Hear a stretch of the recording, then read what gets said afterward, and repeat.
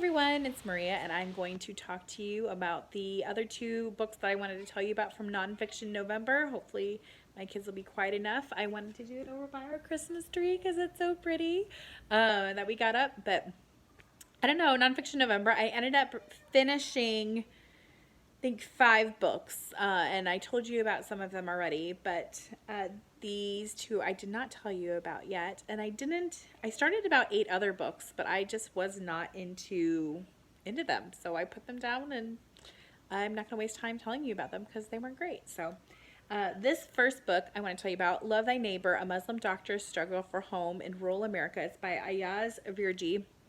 Not too long of a book, you can kind of see. He talks about his experience as a Muslim in America following 9/11 and also following the election of 2016. He and his family decided to move to a more rural, very small town in Minnesota. And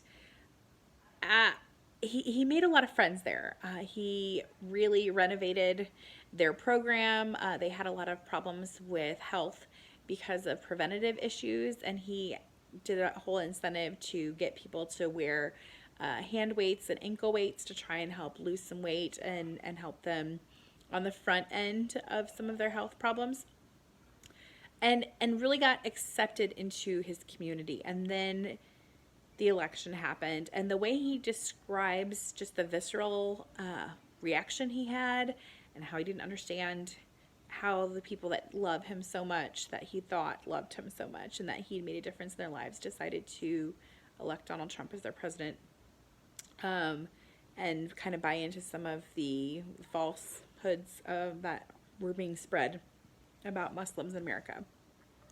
Very good book. Very good book.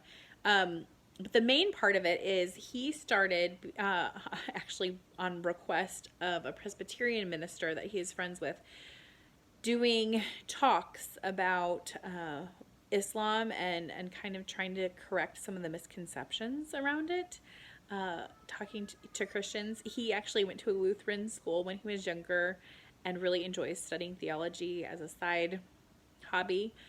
So he had a lot of really insightful things to say, and I found it very readable. I could not put this book down. If you don't know anything about Islam and you want to know, if you are curious as to somebody's reaction, being somebody kind of who was on the outs of the majority, it was a really good book. I am very, very glad that I chose it for my love challenge, or my love and truth challenge. Yes, so highly recommend Love Thy Neighbor. It was a great one to pick up. The other one I picked up is by Lori Gottlieb. Maybe You Should Talk to Someone. This has been on so many lists. I had to pick it up. Some of you might know I was considering going into therapy at some point during my life, my earlier life, and just did not end up doing it. It's a nonfiction book, obviously Nonfiction November, but Lori is a therapist, but she's going through some things on her own and decides that she also needs to go to therapy. And so you kind of get some insight into her life as a therapist and how her therapist helped her, how certain things tie together. One of the things I liked about it a lot is in life, it's funny how it kind of weaves itself together. Sometimes you'll learn something and it'll creep up later, or you read something or hear something somewhere that you end up sharing with the person you talk to the next day because you think it would help them. And I just really liked that kind of style. She did a great job of weaving things in and out. I learned a lot. I'm still very curious as to how much, I didn't really check into how she got people to agree to have their stories included in the book. That was kind of curious to me because there are some very intimate things in here.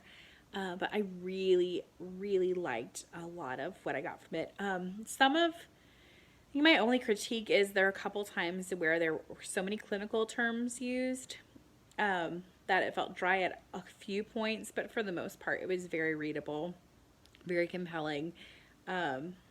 it was funny because Olive said, "Be careful, you might actually want to go and get your master's after you read this." And it was interesting because I didn't. um, I thought maybe this would kind of make me want to go back to school and yeah, maybe do that at some point. But it kind of really just reiterated that I don't really think I want to do that.